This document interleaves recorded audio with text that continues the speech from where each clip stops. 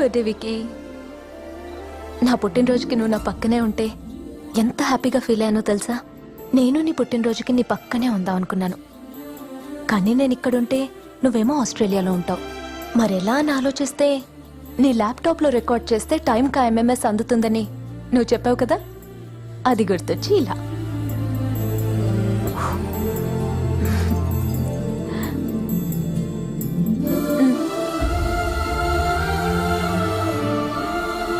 అయ్యో ఎంగిలి, పర్లేదులే, అప్పటికి మన ఎంగేజ్మెంట్ అయి ఉంటుంది కదా. You will be my half husband. నీతో ఉంటే నేను ఎంత హ్యాపీగా ఉంటానో తెలుసా?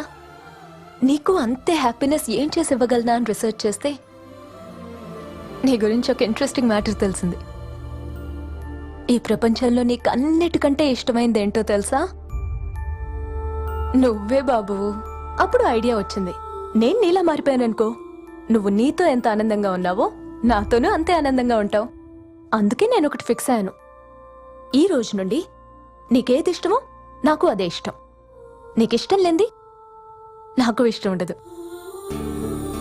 ఈ విషయం మా బావకు చెప్తే నీకేమన్నా పిచ్చా, ఊరు డాన్సు అన్నీ వదిలి ఎలా సంతోషంగా ఉంటావని అడిగాడు. పాపం వాడికేం తెలుసు, ఒకప్పుడు అవే నా ప్రపంచం, ఇప్పుడు నువ్వే నా ప్రపంచం అయ్యావు.